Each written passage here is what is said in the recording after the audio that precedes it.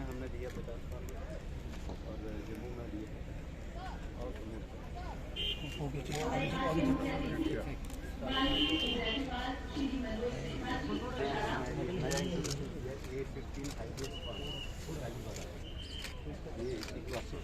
15 highest ये classification ये हमारा सीड्स का सेक्शन है।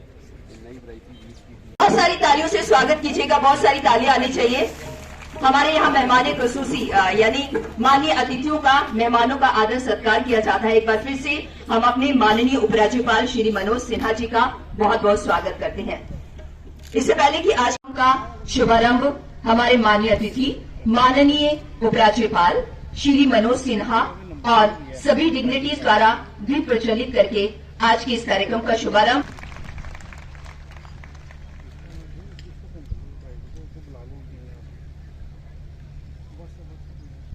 और देखिए, जब हम पूजा करते हैं हमारे माननीय अतिथि माननीय उपराज्यपाल श्री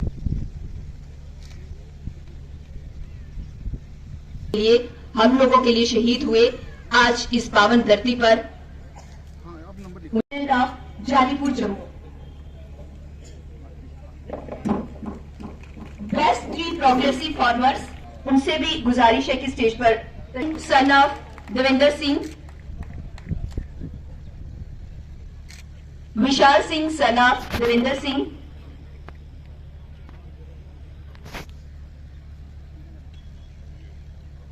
और इसके बाद प्रोग्रेसिव फार्मर में Rampal son of winner of best departmental star.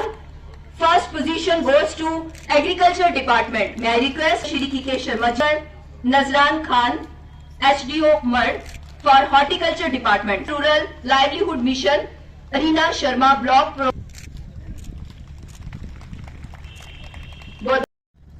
बड़ी बारी सुनाई तुसें गल। अच्छा मासा कोई कमांड नहीं करो, ये मास मेरा भी आ।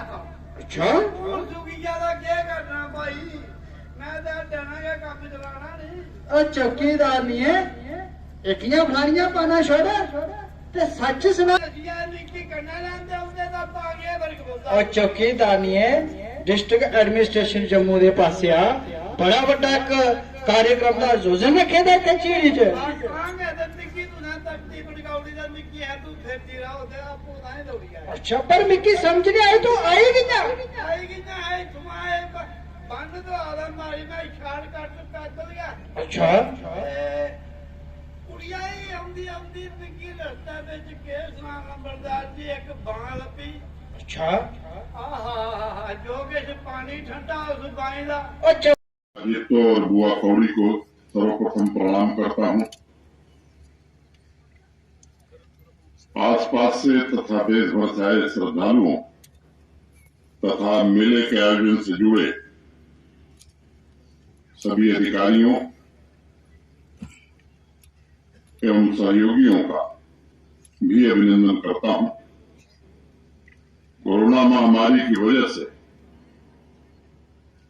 इस मेले का आयोजन नहीं हो पा रहा था। इस वर्ष 10 दिवसीय मेले की तारीख तय हुई तब जम्मू कश्मीर तथा अन्य राज्यों में एक अलग प्रकार का उत्साह दिखा। प्रशासनिक सहयोगियों के द्वारा प्रतिदिन खबर मिलती थी। मेले के शुरुआत के दिन से पहले ही लोगों का आना शुरू हो गया, लंगर सजने लगे। मुझे लगता है कि यही आपसी सौहार्द, परस्पर प्रेम हमारी अमूल्य सांस्कृतिक निधि है। और मैं कह सकता हूं कि झिड़ी मेला भारतीय संस्कृति की वह ऐतिहासिक धरोहर है जहां बाबा जित्तो और बुआ कौड़ी के दरबार में लाखों श्रद्धालु हाजिरी लगाकर इस पवित्र भूमि से समाज को समृद्ध बनाने का आशीर्वाद प्राप्त करते हैं।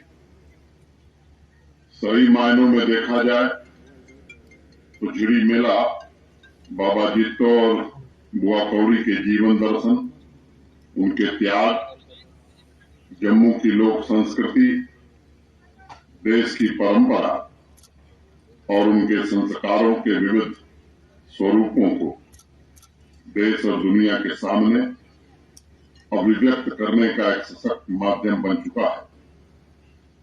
इस वर्ष बड़े पैमाने पर इस मेले का आयोजन किया गया है। 7 नवंबर को उद्घाटन के पश्चात अनेक सांस्कृतिक समारोहों का भी आयोजन हुआ है।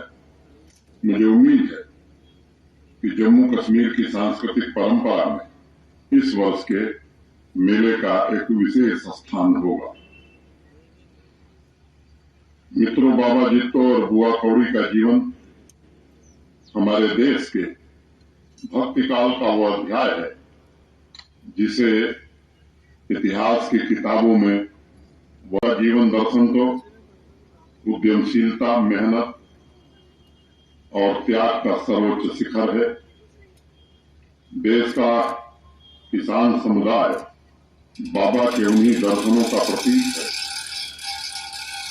और अगर मैं कहूं कि किसान होना अपने आप में मानवता का बहुत बड़ा जीवन दर्शन है तो शायद अतिशयोक्ति नहीं होगी। पंडित नीलकंठ, पंडित सुखदेव शास्त्री ने बाबा के जीवन को जीवंत बनाते हुए कर्मठता, अधिकारों, सामाजिक तथा सांस्कृतिक एकता के ताने बाने का संदेश दिया है। बाबा जित्तो के जीवन दर्शन को देश और दुनिया में पहुंचाने का एक बड़ा प्रयास थिएटर की एक पर्सनालिटी बलवंत ठाकुर ने भी किया है।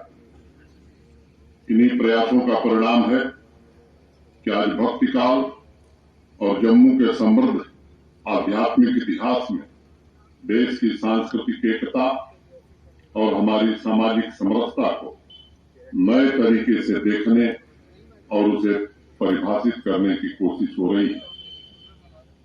आजादी के अमृत महोत्सव में माननीय प्रधानमंत्री जी ने देश को एक नया संकल्प दिया है। वह संकल्प है अपनी विरासत, अपनी लोक कला, अपनी संस्कृति के गौरव को पुनर्स्थापित करना। इस समृद्ध कालखंड में आज जम्मू कश्मीर से लेकर कन्याकुमारी तक जितने भी मेले आयोजित होते हैं वह दरअसल हमारी सामाजिक एवं सांस्कृतिक एकता को मजबूत बनाने और नई पीढ़ी को उनसे परिचित कराने का एक सशक्त माध्यम भी है। और मुझे विश्वास है कि जम्मू कश्मीर तथा देश के अन्य राज्यों से बाबा के दर्शन के लिए आ रहे श्रद्धालु, खासकर नई पीढ़ी में राष्ट्रीय गौरव की भावना और बलवती होगी। मित्रों, हमारे शास्त्रों में लिखा है कि जिस पेड़ में फल नहीं आते उस पेड़ की पीड़ा सिर्फ किसान ही समझ सकता है। कुछ लोगों को सुनकर आश्चर्य भी हो रहा होगा, अजीब सा लग रहा होगा कि पेड़ को भला क्या तकलीफ हो।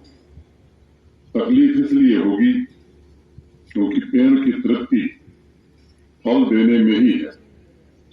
इसी तरह किसान की तृप्ति दूसरों कृषि पर ही आधारित। करीब करीब 13 लाख से ज्यादा परिवार हैं जो कृषि से जुड़े हुए हैं। 1-2 दिन की वर्कशॉप श्रीनगर में हम सब ने की थी।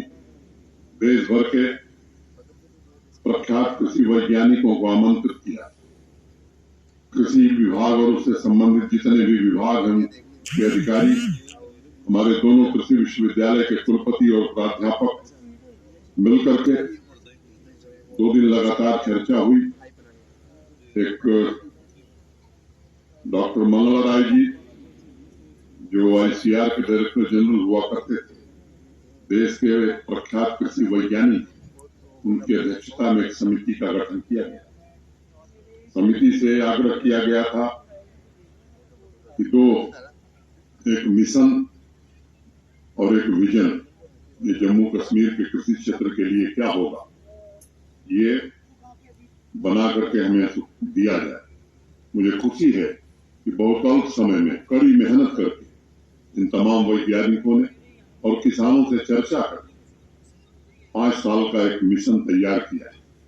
और मैं आपके बीच ये बात कहना चाहता हूं आज इस पवित्र स्थली से कि कोई भी क्षेत्र कृषि या उससे जुड़ा हुआ छूटा नहीं। 29 नए इंटरवेंशन उन्होंने प्रस्तावित किए हैं। इस साल का जो हमारा बजट होगा उसमें हम पूरी तरह से कोशिश कर रहे हैं कि जो 29 नए इंटरवेंशन प्रशासन को करने हैं कृषि के क्षेत्र में, उन सब के लिए पर्याप्त बजट का भी इंतजाम किया जाए। और आने वाले 4-5 वर्षों में मैं पूरी तरह से आश्वस्त हूँ। कृषि का योगदान हमारी जीडीपी में बहुत बढ़। जब मैं कृषि कह रहा हूँ तो एग्रीकल्चर एंड एलाइड पूरे सेक्टर की बात कर रहा हूँ, चाहे वो हॉर्टिकल्चर हो, एनिमल हस्बेंड्री हो, डेयरी हो, सीप हो, फिशरीज हो, सबकी बात मैं कर रहा हूँ। फॉर्डर में कैसे जम्मू कश्मीर आत्मनिर्भर हो सकता है, ऑयल सीड्स में हम कैसे आत्मनिर्भर हो सकते हैं, पल्सेस में कैसे हम आत्मनिर्भर हो सकते हैं, मीट जो हम इंपोर्ट करते हैं उसमें हम कैसे आत्मनिर्भर हो सकते हैं, फ्लोरिकल्चर में हम कैसे एक्सपोर्टर बन सकते हैं।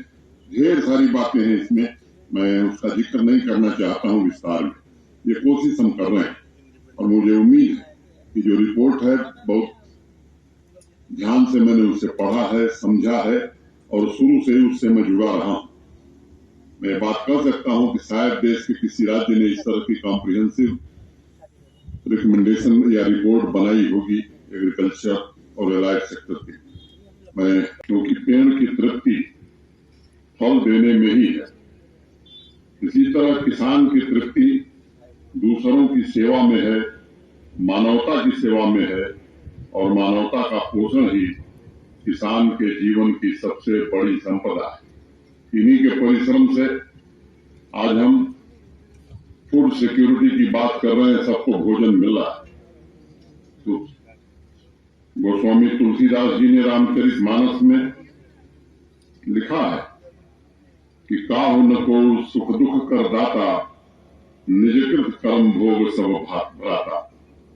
यानी मनुष्य के जीवन में उसके कर्म का बल ही उसका अपना बल होता है।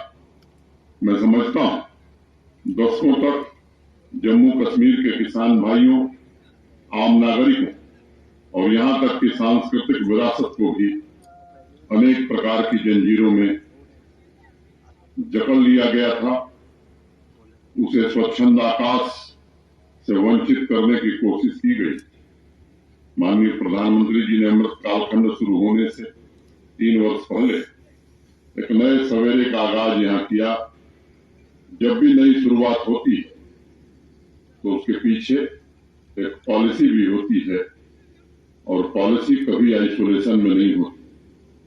पॉलिसी और परफॉर्मेंस एक दूसरे से जुड़े हुए हैं और परफॉर्मेंस के जरिए ही उसे प्रगति में परिवर्तित किया जा सकता है। और जम्मू कश्मीर और यहाँ के किसान पूरे देश में अपनी कड़ी मेहनत से पॉलिसी और परफॉर्मेंस के मिले जुले स्वरूप का नया उदाहरण प्रस्तुत कर रहे हैं। आज पंजाब और हरियाणा के बाद जम्मू कश्मीर के किसानों की आमदनी देश के शीर्ष 3 राज्यों में तीसरे राज्य हम बन गए हैं, तीसरे यूपी बन गए। प्रशासन भी कोशिश कर रहा है ऐसी व्यवस्था स्थापित करने की जिसमें किसानों के पुरुषार्थ का उचित हक मिल सके।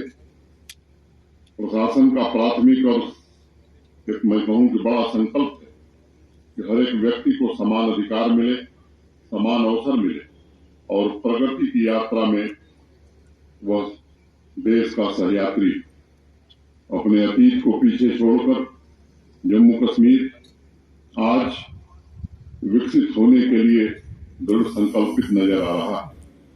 बुनियादी ढांचे के